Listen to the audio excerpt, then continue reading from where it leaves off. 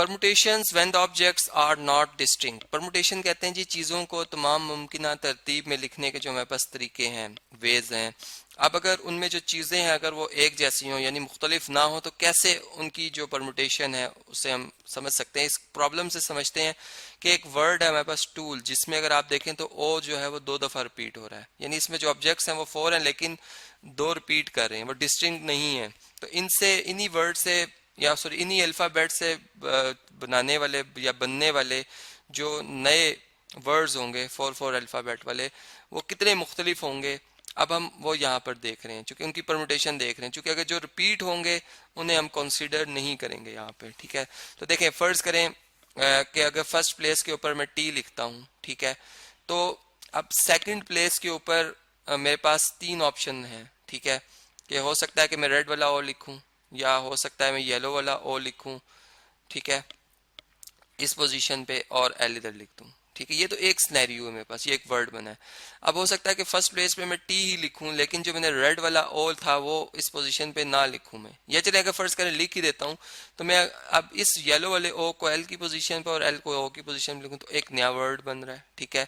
लेकिन अगर मैं यूं कहूँगा टी जो है फर्स्ट पोजीशन पे है, अब जो रेड वाला ओ है इसको मैं इस पोजीशन पे थर्ड पोजीशन पे रख दूं, ठीक है, और येलो वाला ओ जो है वो मतलब सेकंड पोजीशन पे आ जाए और एल इधर, तो एक नया वर्ड बन गया। मतलब देखिए पोजीशन डिफरेंट है, ये फर्स्ट से डिफरेंट है लेकिन अब वर्ड नया नहीं है, मतलब वही वर्ड दोबारा टूल जो है वो दोबारा बना है। या ऐसा भी हो सकता था कि मैं जो ये रेड वाला ओ है इसको इधर ही रहने देता, ठीक है, इस जो येलो वाला ओ है इसको सेकंड पोजीशन पे ले आता, ठीक है, और जो ये हमारे पास एल है बल्कि यूं कर देता कि जो ये येलो वाला ओ है इसको लास्ट पोजीशन पे लिखता और एल को इस पोजीशन पे लिख देता, तो ये एक और वर्ड बन जाता मेरे पास, ठीक है। या अब ये भी हो सकता है कि मैं टी को फर्स्ट ही पोजीशन पे रखता, ठीक है, जो रेड वाला ओ है इसको बिल्कुल लास्ट में रख दूं मैं, अगर इस इधर बिल्कुल लास्ट में, ठीक है, टी स्टार्ट में, और इनकी वेरिएशन कर लूं कि एल को एक दफा इसी पोजीशन पे रखूं, ओ इस पोजीशन में, और एक दफा यूं कहूं कि ओ इधर आ जाए और एल इधर। तो देखें ये जो हमारे पास 6 वर्ड्स बने हैं सिर्फ टी की पोजीशन को फिक्स करने से। इसी तरह अब टी की जगह हम ओ को, येलो वाले ओ को भी फिक्स कर सकते हैं तो इससे भी 6 न्यू बनेंगे। फिर इस तरह रेड वाले ओ को भी अगर फिक्स कर लें तो इससे भी 6 न्यू बनेंगे, और इसी तरह अगर एल को फिक्स कर लें तो इससे भी 6 न्यू बनेंगे, बिल्कुल इसी तरह से। तो हमारे पास जो टोटल वेज बन रहे हैं वो 24 वेज में जो ये अरेंजमेंट है इस वर्ड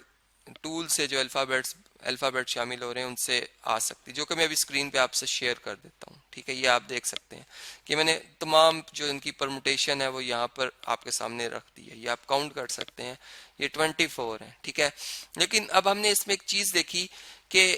जो 4 फैक्टोरियल है जो कि इक्वल होता है 4 इंटू 3 इंटू 2 इंटू 1, ये कितना आ गया जी, ये आ गया 24 के इक्वल, जो कि यहाँ पर है। लेकिन अब इसमें कुछ वर्ड ऐसे हैं जो रिपीट हो रहे हैं, ठीक है, जैसे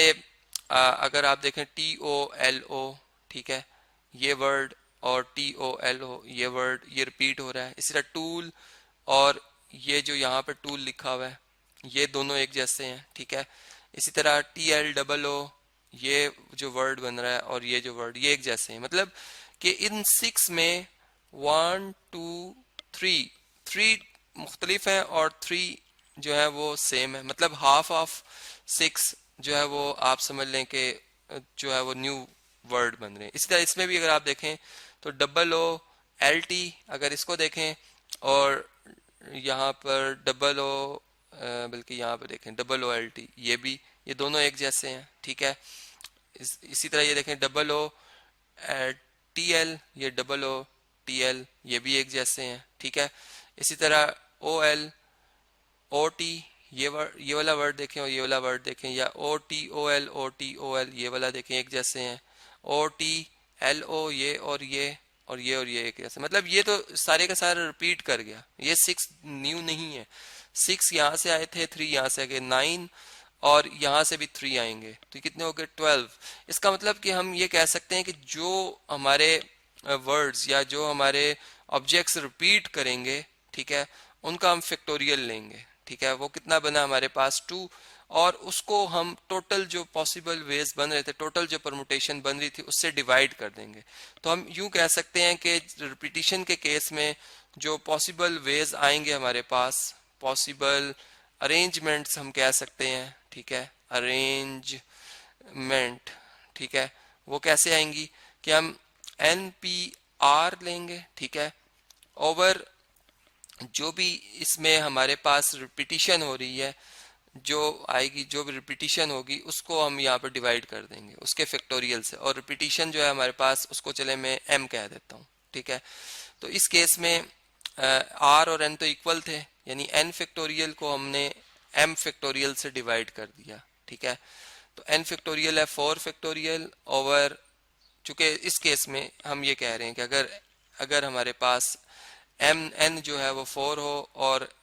जो m है वो 2 है, चूंकि दो रिपीट कर रहे हैं, तो 4 फैक्टोरियल डिवाइडेड बाय 2 फैक्टोरियल, तो ये आंसर हमारा 12 आएगा, 12 वेज में, यानी 12 न्यू वर्ड्स जो हैं वो हम इन अल्फाबेट से बना सकते हैं जिनमें कि रिपीटिशन हो रही है। इसी तरह अगर बहुत ज़्यादा रिपीटिशन हो रही है, एक और एग्जांपल मैं आपसे भी स्क्रीन पे शेयर करता हूँ। जी, जैसा आप ये देख सकते हैं कि इसमें जो टोटल ऑब्जेक्ट्स हैं हमारे पास वो कितने हैं, वो 11 है, ठीक है। इस मिसिसिपी में जो आप समझ सकते हैं कि अल्फ़ाबेट शामिल है। अब इसमें मैं कहता हूं कि m जो है, मतलब,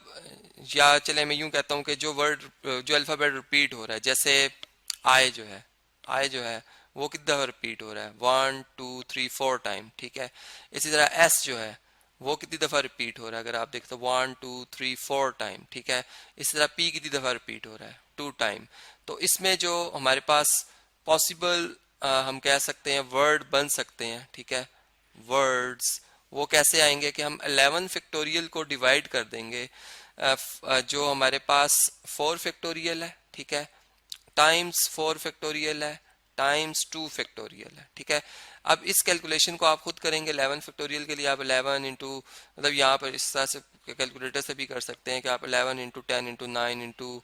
8 इंटू 7, इस तरह से आप इनका फैक्टोरियल ले सकते हैं। तो ये 11 फैक्टोरियल ये नंबर आता है, इसको डिवाइड कर दें 4 फैक्टोरियल से जो कि 24 होता है, ये आंसर आएगा अगेन 24 से, चूंकि 4 फैक्टोरियल 2 दफा आ रहा है, और फिर देन 2 फैक्टोरियल जो 2 के इक्वल है, तो आंसर 34,600 एंड 650 आ रहा है, ठीक है। तो ये आप देख सकते हैं कि इससे इतने पॉसिबल जो न्यू वर्ड्स हैं जो कि पहले वाले वर्ड से मुख्तलिफ होंगे। हाँ, अब उनकी डिक्शनरी में कोई मीनिंग है या नहीं है वो एक अलग बात है, लेकिन ये इतने वर्ड्स हम बना सकते हैं।